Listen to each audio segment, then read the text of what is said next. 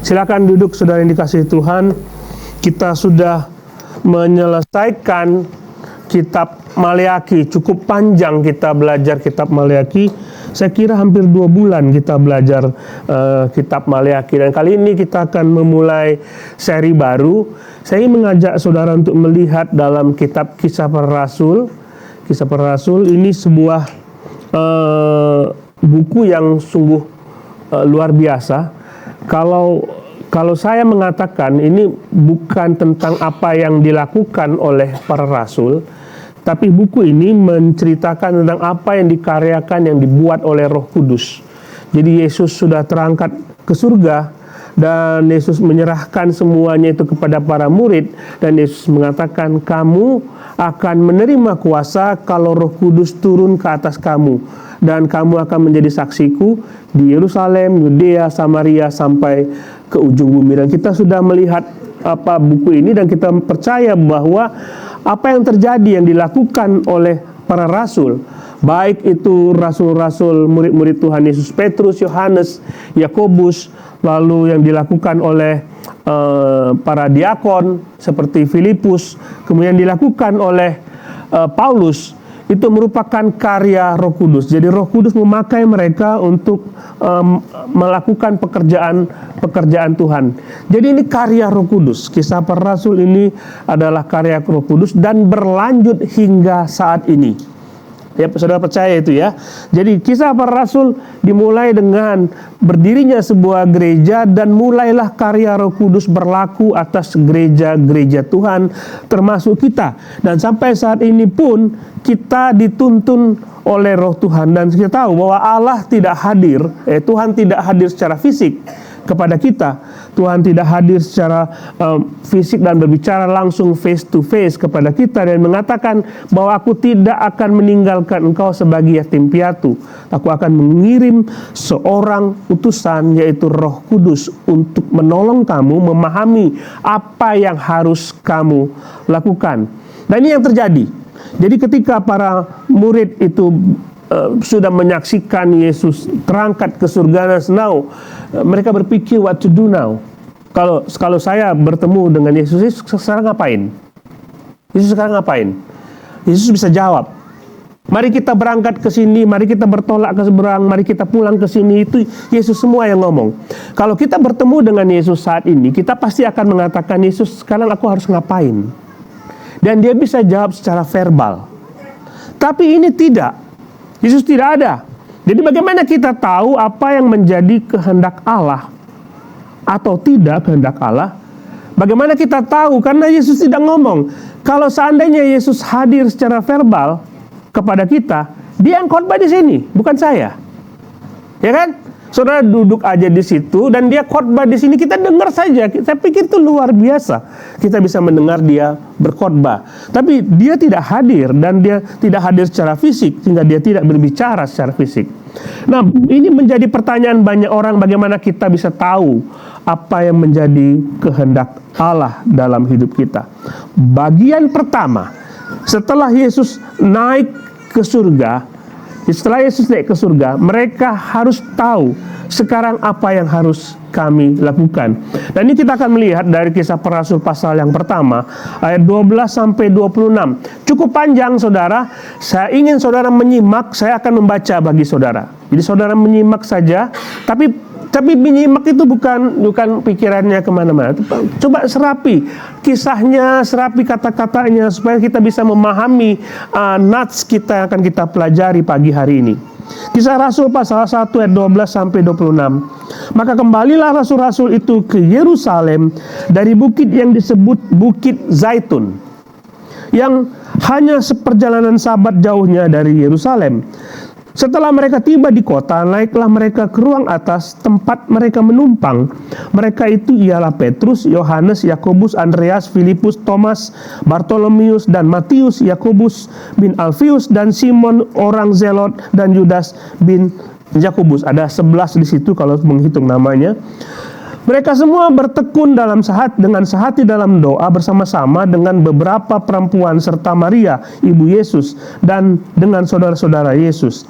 Pada hari itu, berdirilah Petrus di tengah-tengah saudara-saudara yang sedang berkumpul itu. Kira-kira 120 orang banyaknya. Lalu berkata, hai saudara-saudara, haruslah genap nas kitab suci yang disampaikan Roh Kudus dengan perantaraan Daud tentang Yudas, pemimpin orang-orang yang menangkap Yesus itu. Dahulu ia termasuk dalam bilangan kami dan mengambil bagian di dalam pelayanan ini. Yudas ini telah membeli sebidang tanah dengan upah kejahatannya. Lalu ia jatuh tertelungkup dan perutnya terbelah sehingga semua isi perutnya tertumpah keluar. Hal itu diketahui semua orang penduduk Yerusalem sehingga tanah itu mereka sebut dalam bahasa mereka sendiri Hakal Dama, artinya tanah darah. Sebab ada tertulis dalam Mazmur, biarlah perkemahannya menjadi sunyi dan biarlah tidak ada penghuni di dalamnya dan biarlah jabatannya diambil orang lain. Jadi harus ditambahkan kepada kami seorang dari mereka yang senantiasa datang berkumpul dengan kami selama Tuhan Yesus bersama-sama dengan kami, yaitu mulai dari baptisan Yohanes sampai hari Yesus terangkat ke surga meninggalkan kami untuk menjadi saksi dengan kami tentang kebangkitannya. Lalu mereka mengusulkan 2 orang, Yusuf yang disebut Barsabas, yang juga bernama Justus, dan Matias. Mereka semua berdoa dan berkata, ya Tuhan, Engkaulah yang mengenal hati semua orang, tunjukkanlah kiranya siapa yang Engkau pilih dari kedua orang ini untuk menerima jabatan pelayanan, yaitu kerasulan yang ditinggalkan Yudas yang telah jatuh ke tempat yang wajar baginya. Lalu mereka membuang undi bagi kedua orang itu dan kena undi adalah Matias, dan dengan demikian ia ditambahkan kepada bilangan ke-11 rasul itu.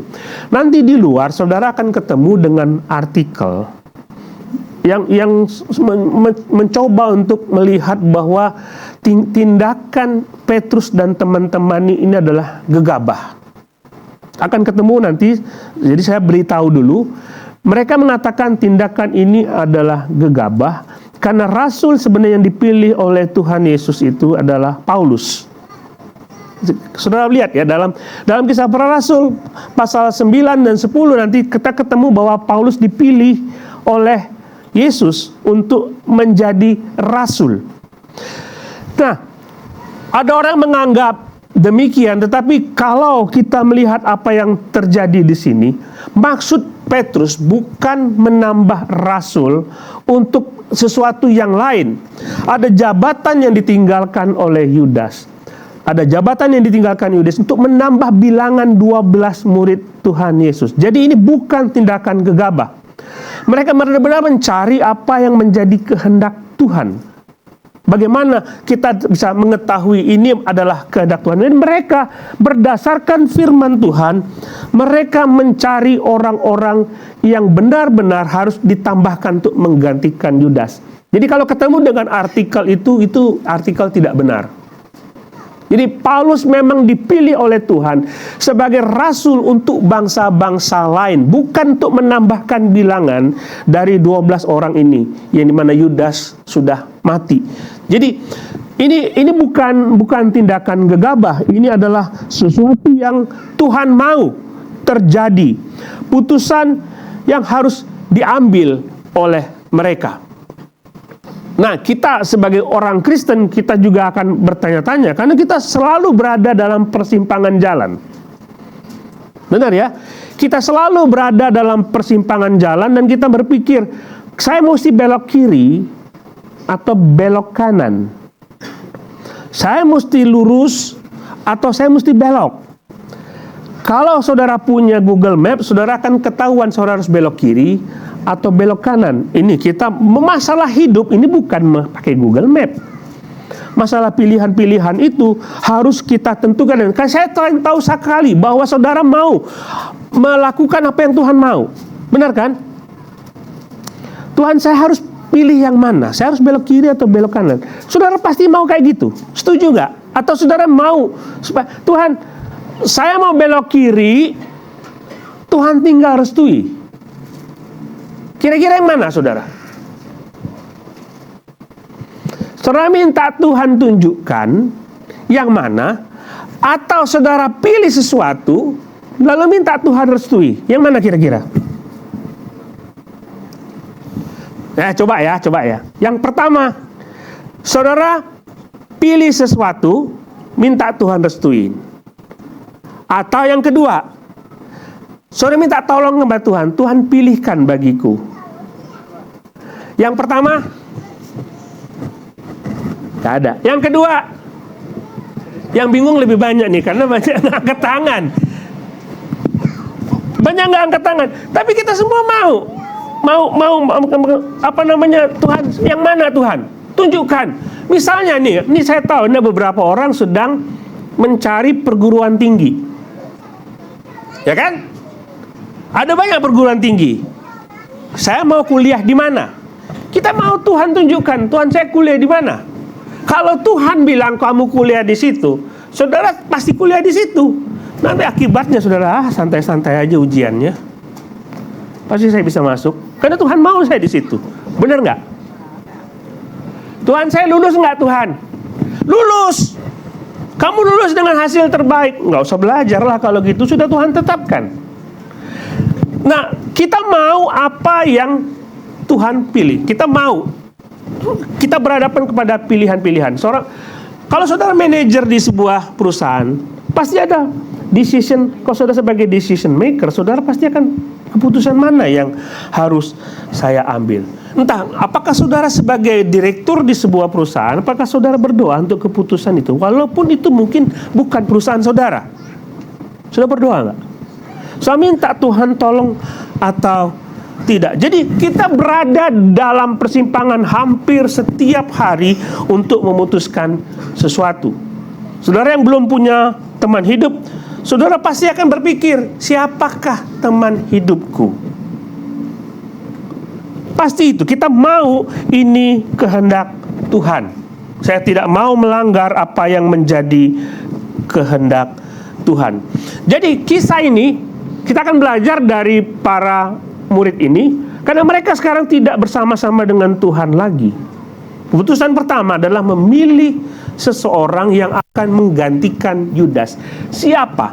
Di situ ada 120 orang. Kalau 120 orang, kira-kira ada 100 dikurang 109 orang yang dipilih, yang harus dipilih. Satu dari 109 orang yang harus dipilih. Kalau ada Yesus, gampang sekali. Tuhan pilih yang mana dari 109 ini.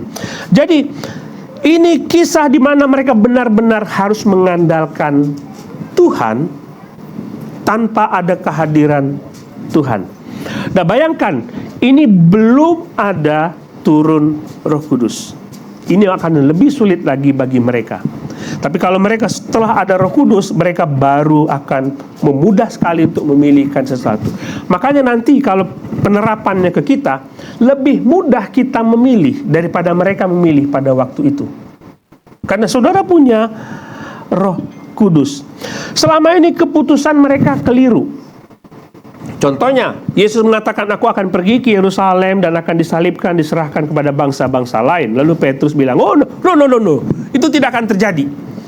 Itu tidak akan terjadi Tuhan. Lalu Yesus bilang, kau iblis, keputusanmu keliru. Keputusanmu keliru. Nah, sekarang bagaimana? Mungkinkah keputusanku keliru? Nah, kita akan belajar dari mereka. Kalau kita akan belajar dari mereka, bagaimana caranya kita menentukan apa yang menjadi kehendak Tuhan. Saudara akan belajar dari sini. Ini bukanlah sesuatu yang Saudara kalau belajar baca-baca buku, banyak orang mengatakan apa yang menjadi kehendak Tuhan. Banyak pendeta yang mengatakan ada sesuatu kata-kata verbal yang saya bisa dengar. Lalu Tuhan bilang belok kiri, saya belok kiri, Tuhan belok kanan. Tidak seperti itu. Tidak seperti itu. Karena Allah mengatakan kita punya Roh Kudus yang akan menuntun kita. Jadi kita akan mencoba untuk belajar dari mereka bagaimana caranya supaya kita bisa tahu kehendak Allah dalam hidup kita. Kita lihat ayat 12, maka kembalilah rasul-rasul itu ke Yerusalem. Mereka kembali ke Yerusalem. Kenapa mereka kembali ke Yerusalem? Karena sudah ada keputusan putusan dari Tuhan sebelumnya, kamu jangan kemana-mana, kamu harus tunggu di Yerusalem. Saudara tahu itu kan? Saya tidak usah buka ayatnya ya. Harus saya buka ayatnya? Tidak usah. Nanti kalau saya buka, panjang kita, sore kita selesai. Ya, tidak usah. Jadi saya tahu saudara baca Alkitab lah. Ini pembaca Alkitab semua. Jadi sudah tahu semua. Siapa yang menulis Kisah Para Rasul? Nah, itu kan pinter kan? Jadi saudara tahu lah. Jadi mereka kembali ke Yerusalem karena Yesus sebelumnya mengatakan, kamu jangan kemana-mana, kamu tunggu di Yerusalem sampai Roh Kudus itu datang. Ayat 14 mengatakan mereka semua bertekun dengan sehati dalam doa bersama-sama. Jadi mereka melakukan apa yang Tuhan sudah perintahkan sebelumnya. Mereka tahu ini yang saya tahu ini perintah Tuhan. Lalu saya akan lakukan apa yang sudah saya tahu dari perintah Tuhan. Dan ini dari sini kita belajar bahwa kita harus bersandar kepada apa yang Tuhan mau, bukan apa yang kita mau. Maunya mereka udahlah kita bubar saja. Bubar saja. Tapi mereka taat kepada apa yang Tuhan mau. Dan mereka ingin supaya berada di Yerusalem sampai menanti kira-kira apa yang Tuhan akan lakukan. Ini bukan sesuatu yang mudah bagi mereka untuk menanti kapan ini akan terjadi. Tapi mereka taat saja. Ini yang Tuhan mau supaya mereka berada di Yerusalem. Waktu mereka berhadapan dengan Yesus di Bukit Zaitun, kan mereka ada permintaan satu. Kira-kira apa permintaannya? Tuhan, maukah engkau memulihkan, benar kan, kerajaan bagi Israel? Itu permintaan mereka dari awal. Dari awal mereka ingin supaya ada kerajaan Israel dan mereka duduk sebagai menteri di dalamnya. Tapi Tuhan bilang, no, bukan itu yang aku mau. Kamu diam dulu di Yerusalem, kamu akan didiami turunnya Roh Kudus, kamu akan berdiam dengan Roh Kudus. Nah, setelah Roh Kudus itu berdiam dalam diri mereka, mereka tidak pernah mau lagi membuat sebuah kerajaan Israel yang fisik hadir di bumi ini. Pikiran mereka adalah pergi ke seluruh dunia mengabarkan berita Injil itu kepada segala makhluk. Lihat, kehadiran Roh Kudus mengubah mindset mereka. Jadi begitu saudara. Jadi kalau saudara mau, saudara harus bersandar apa yang Tuhan mau, bukan kehendak kita sendiri. Kita semua punya kehendak, kita semua punya pendapat, dan kita mau itu kehendak kita terbaik, dan kita tidak mau apa yang menjadi keinginan kita itu tidak terlaksana. Seringkali kita seperti itu. Kalau misalnya seorang remaja, saudara kalau naksir seseorang ganteng, cantik, doanya kayak apa? Lagi cari pacar nih ceritanya.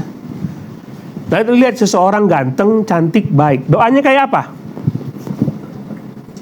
Tuhan, sekiranya mungkin dia pacarku. Itu kan kehendak kita. Sekiranya mungkin dia pacarku. Begitu kan? Aku maunya, ini kayaknya bunyi dari sini.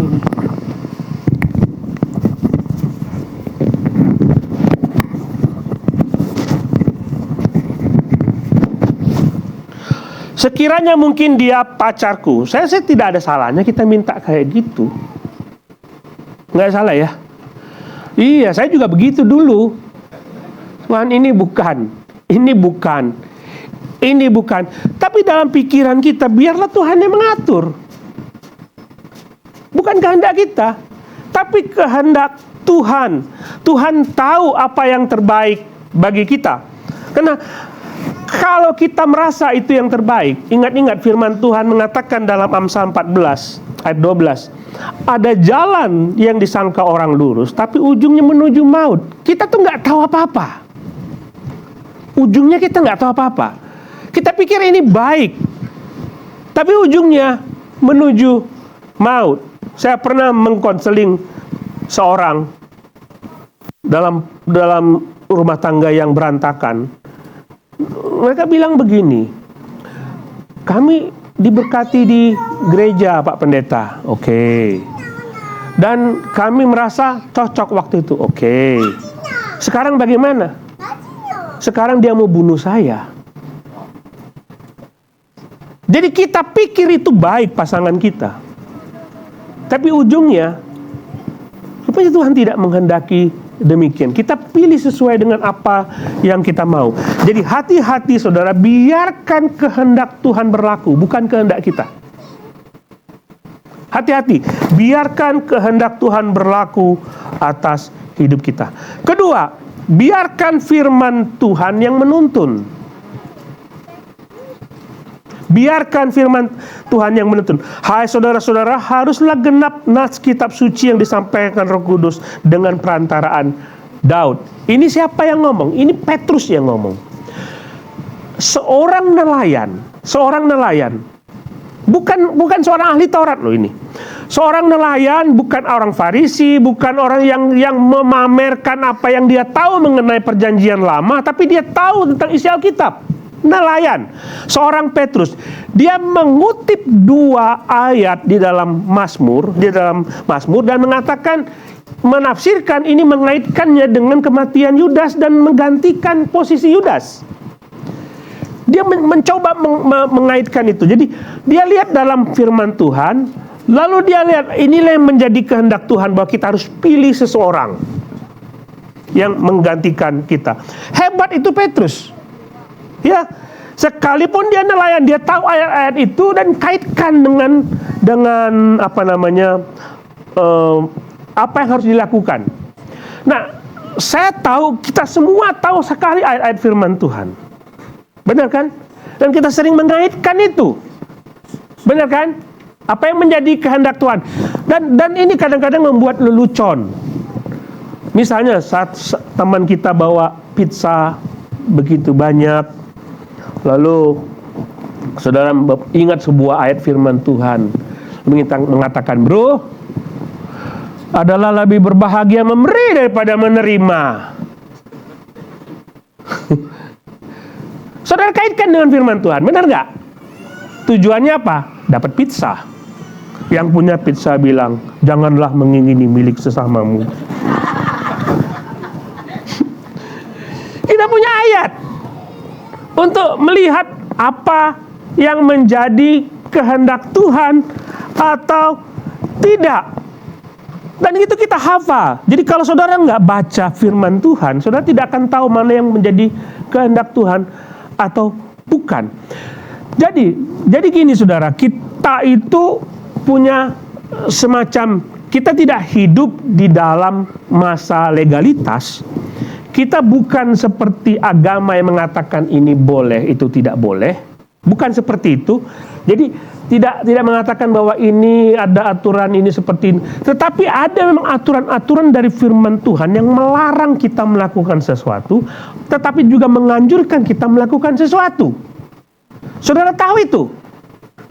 Misalnya kalau anak-anak muda naksir kepada orang lain, cowok lain atau cewek lain, saudara pasti ingat firman Tuhan, jangan menjadi pasangan yang tidak seimbang. Tidak seiman sama kita. Saudara tahu itu. Jadi kalau kita lihat dia itu tidak pernah ke gereja, dia itu tidak percaya kepada Tuhan, sudah pasti tidak bisa dipilih. Itu saja. Sudah pasti tidak bisa dipilih karena saudara sudah tahu itu dari firman Tuhan. Saudara tahu itu dari firman Tuhan. Jadi kalau semakin saudara dipenuhi dengan firman Tuhan, pikiran dan hati saudara, saudara tahu mana yang baik, mana yang tidak baik. Seperti itu. Tapi kalau saudara tidak tahu ayat firman Tuhan, sulit saudara untuk tahu mana kehendak Tuhan atau bukan. Jadi sekali lagi, walaupun kita tidak hidup di zaman legalitas, karena kita tidak hidup berdasarkan ini boleh, itu nggak boleh, karena itu kan hukum Taurat. Tapi kita mau apa yang dijelaskan oleh Alkitab, kita bisa lakukan. Contoh lagi, Lakukan segala sesuatu untuk kemuliaan Tuhan. Saudara tahu ayatnya. Kalau kamu melakukan ini, kamu melakukan itu, lakukan demi kemuliaan nama Tuhan. Jadi kalau saudara memutuskan untuk sesuatu atau tidak melakukan sesuatu, saudara pikir, apakah keputusan saya memuliakan Tuhan atau tidak? Simpel itu. Jadi saudara bisa tahu itu semua. Saudara bisa tahu itu semua. Jadi makanya Alkitab mengatakan renungkan firman Tuhan itu siang dan malam, sehingga saudara tahu mana yang benar, mana yang tidak benar. Saudara bisa lakukan itu. Itu Alkitab. Itu Alkitab. Jadi saudara harus baca itu setiap hari firman Tuhan. Bukan cuma dibaca, tapi dihafal. Dihafal supaya bisa tahu. Nah, saya tahu mungkin ada beberapa orang membaca Alkitab secara formalitas. Ayat pasal 1 saudara baca, but tidak ngerti apa-apa. Itu formalitas. Tapi kalau mendapatkan sesuatu dari firman Tuhan itu, saudara pasti ingat ayatnya. Cari ayat emasnya dan simpan itu. Saudara akan retrieve kembali, mengingat kembali firman Tuhan itu menjadi bekal saudara untuk mengambil keputusan. Ini yang simpel. Nanti kita akan lihat yang berikutnya, ya. Nah, yang berikutnya, yang ketiga, pada hari itu berdirilah Petrus di tengah-tengah saudara yang sedang berkumpul itu, kira-kira 120 orang banyaknya. Petrus tahu dia harus mengambil keputusan, tapi dia share itu kepada yang lain, 120 orang. Dia pemimpin. Dia orang yang punya karisma untuk memimpin. Dia bisa mengatakan, teman-teman, hari ini saya bisa mengambil, saya harus memilih seorang dari saudara untuk menggantikan Yudas. Dia bisa ngomong itu. Tapi dia tidak ngomong itu. Dia mengatakan, hari ini saudara-saudara kita harus memilih seorang untuk menggantikan Yudas. Jadi dia diskusikan dengan teman-teman seimannya. Apa yang harus kita lakukan? Siapa yang harus kita pilih? Mari dukung, kita berdoa bersama-sama siapa yang harus kita pilih. Nah, ini yang mereka lakukan. Jadi mereka berdoa bersama-sama, mereka sharing bersama-sama. Ini bukan satu-satunya praktek dalam perjanjian baru. Waktu gereja mula-mula itu berkumpul dalam sebuah gereja, mereka selalu bersekutu bersama-sama, sharing, dan mereka selalu membagikan pengalaman mereka, dan pasti mereka akan mencari jawaban atas keputusan-keputusan itu, beritahukan kepada yang lain. Bagaimana mungkin 5.000 orang berkumpul tiap-tiap hari? Alkitab mengatakan demikian. Itu artinya mereka berkumpul di rumah-rumah mereka. Satu rumah tidak mungkin muat 5.000 orang. Lalu mereka pecah menjadi beberapa kelompok dan mereka share di situ untuk dapat berbagi. Saya punya kebutuhan ini, saya punya kebutuhan itu. Tolong kita berdoa bersama-sama. Jadi mereka share bersama-sama. Ibrani pasal 5 ayat yang ke-14 mengatakan, makanan yang keras adalah untuk orang dewasa yang karena pengalaman sudah dapat membedakan mana yang baik, mana yang jahat. Saudara, kita harus paham bahwa ada orang yang lebih dewasa rohaninya dari kita. Harus tahu itu. Nggak mungkin kita mengatakan aku sudah dewasa, aku bisa putuskan sendiri. Orang sekelas Petrus aja bisa share kepada yang lain. Apalagi kita harus berbagi kepada yang lain untuk menceritakan keputusan apa yang harus saya ambil dalam hidup kita.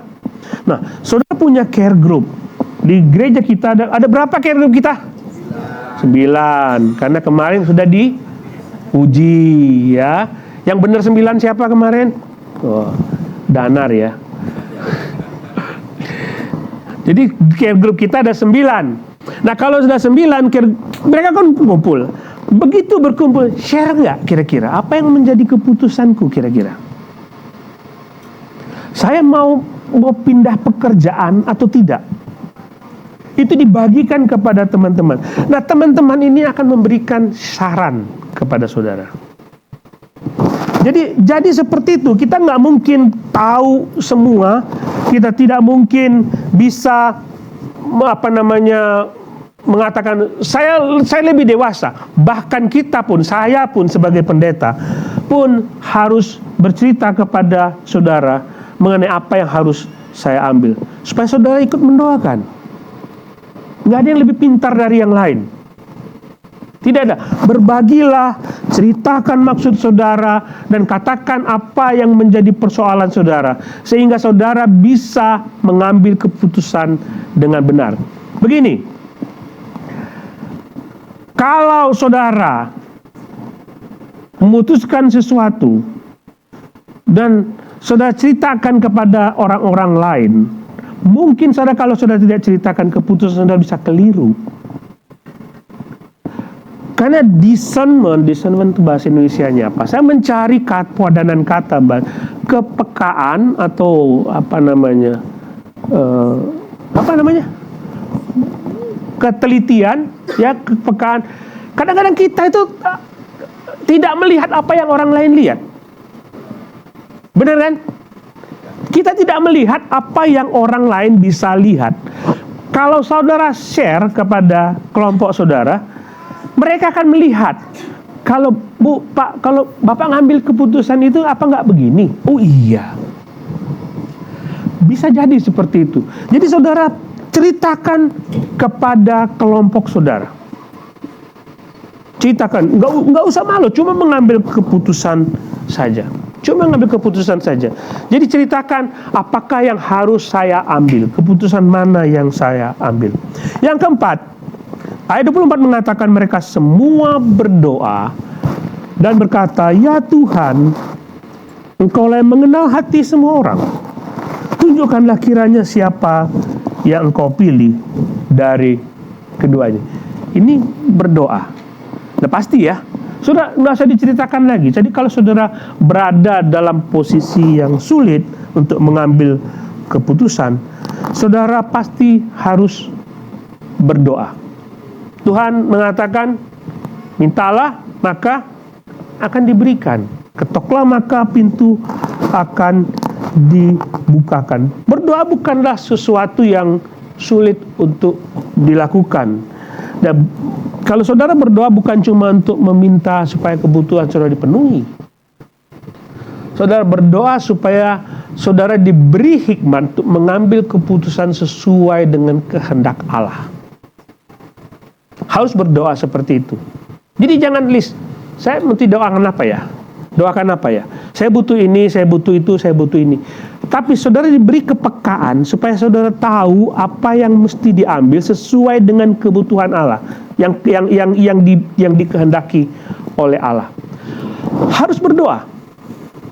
Tidak ada keputusan yang bisa diambil tanpa doa.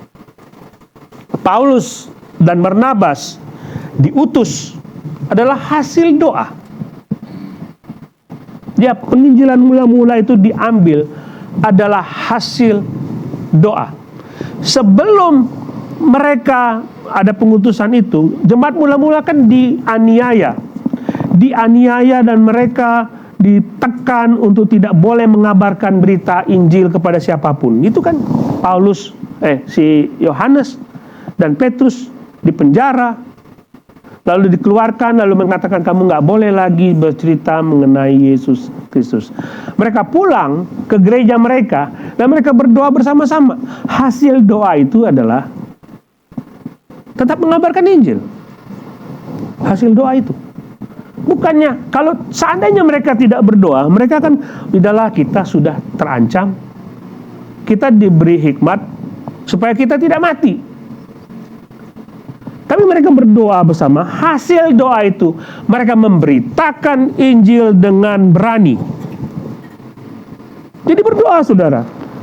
Berdoa agar Tuhan pimpin keputusan kita. Yang terakhir, minta tuntunan Roh Kudus. Ayat 26. Saudara akan lihat begini. Lalu mereka membuang undi bagi kedua orang itu, dan yang kena undi adalah Matias. Dan dengan demikian ia ditambahkan kepada bilangan ke-11 rasul itu. Pak Pendeta, di mana Roh Kudusnya? Dibuang undi. Mudah sekali. Kalau saudara bingung mau pilih cowok yang mana, pilih yang dua-duanya ganteng. Lalu saudara ambil koin, lempar koin, tep, apapun sisinya nggak masalah. Dua-duanya ganteng. Bener nggak? Ayo cincai lah, merem lah, cantik semua kok. Gitu ya. Di sini saudara, kalau kita melihat apa yang dilakukan oleh para murid, mereka membuang undi bagi kedua orang itu. Yang kena undi adalah Matias. Ini praktek yang lazim dalam perjanjian lama. Mereka membuang undi. Dalam perjanjian lama mereka membuang undi. Mereka masuk ke tanah Kanaan. 11 suku itu mendapatkan tanah karena undian. Mereka menjadi imam yang bertugas masuk ke dalam ruang Maha Kudus itu karena undian. Jadi ini praktek perjanjian lama. Dan ini adalah cerita kisah terakhir di mana undian itu terjadi. Setelah kisah para rasul pasal yang pertama ini, the rest of the New Testament tidak ada lagi kisah itu. Saudara bisa lihat. Setelah cerita undian dari pemilihan murid ini, pemilihan Matias ini, itu dipakai undi. Tapi setelah Roh Kudus turun, mereka tidak pakai undian lagi. Lihat ya, mereka tidak pakai undian. Karena setelah itu mereka dituntun oleh Roh Kudus. Nah ini kita nggak pakai itu lagi. Kita udah punya Roh Kudus yang menuntun hidup kita. Jadi saudara harus lihat seperti itu. Kita tidak buang undi lagi. Itu perjanjian lama. Itu perjanjian lama. Lagi pula undian itu, kalau saudara melemparkan dadu, melemparkan koin, ada gambar burung, ada gambar angka. Saya taruh begini. Saudara tidak tahu hasilnya sampai saudara buka, benar kan? Buka, oh burung. Lempar lagi. Oh, angka. Begitu kan? Tapi Tuhan kira-kira tahu nggak sebelum dilempar? Hah?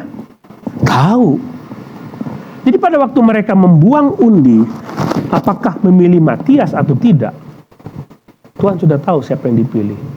Lihat, mereka berdoa, Tuhan kami tidak tahu dari antara dua orang ini siapa yang harus dipilih. Engkau tahu.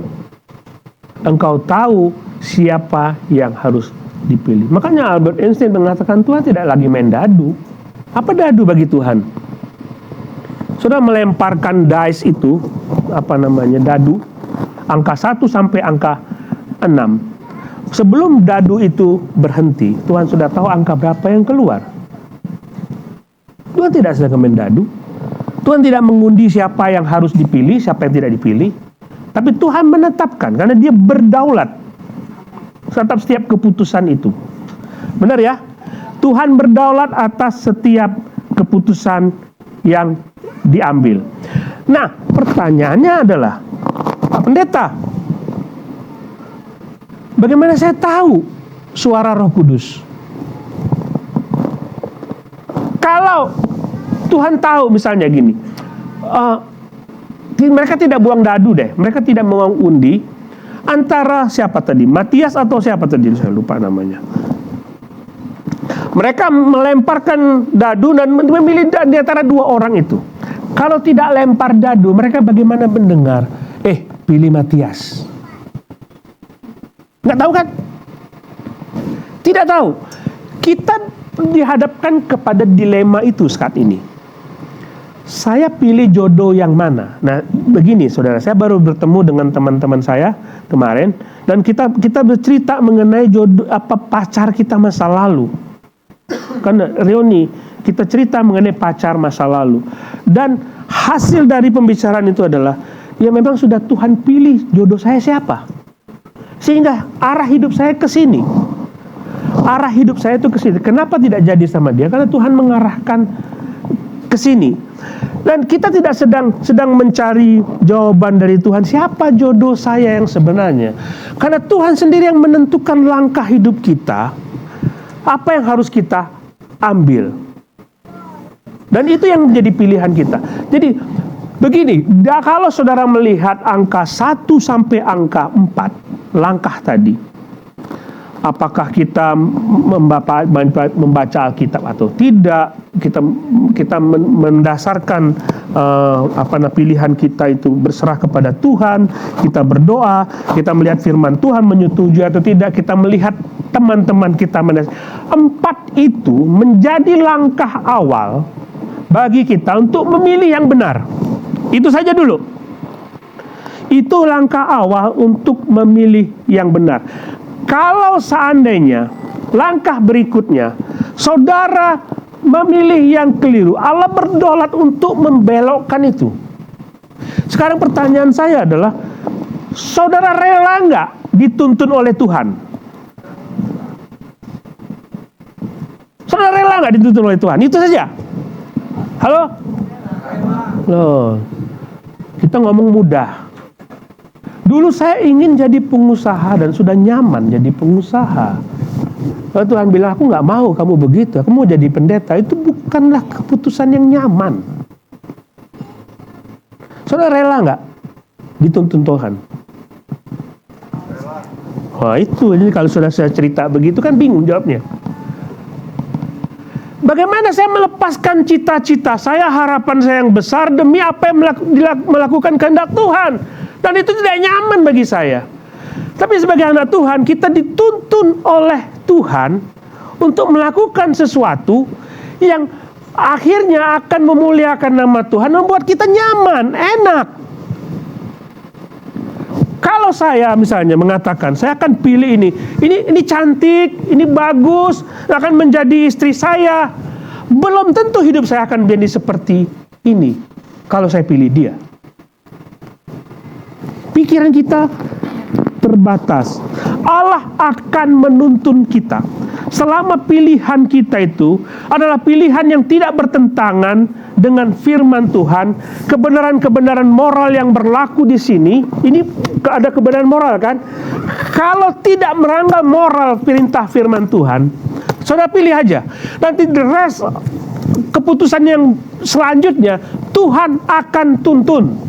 Dan dia tidak pernah rencananya itu berantakan karena pilihan kita salah. Nggak akan berantakan. Jadi teman-teman yang masih sekarang lagi menunggu tanggal 25 Mei. Tahu nggak tanggal 25 Mei? Apa? Hasil ujian. Kalau saya kuliah di situ, masa depan saya baik. Kata siapa? Masa depanmu tidak bergantung kepada di mana kamu kuliah. Kalau misalnya ini probabilitas kuliah di sini, maka saya akan menjadi orang sukses besar. Kalau saya kuliah di sini, probabilitas menjadi orang sukses kecil. Kata siapa? Tuhan bisa atur saudara di kuliah dimanapun dan masa depan saudara cerah. Jadi pilihlah, selama itu tidak menentang moralitas yang Tuhan tetapkan, saudara pilih.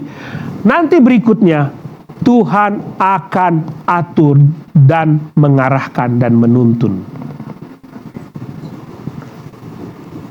Siapa yang mengira bahwa Tuhan menggerakkan Kores orang jahat itu untuk membawa kembali orang Israel ke tanah Kanaan? Dia bisa atur itu. Dia bisa atur. Sejahat-jahatnya apa yang dilakukan orang terhadap saudara, sejahat-jahatnya, Tuhan bisa balik itu supaya saudara bisa diberkati. Lakukan apa yang menjadi kehendak Tuhan. Tidak usah takut, karena sudah pegang firman Tuhan.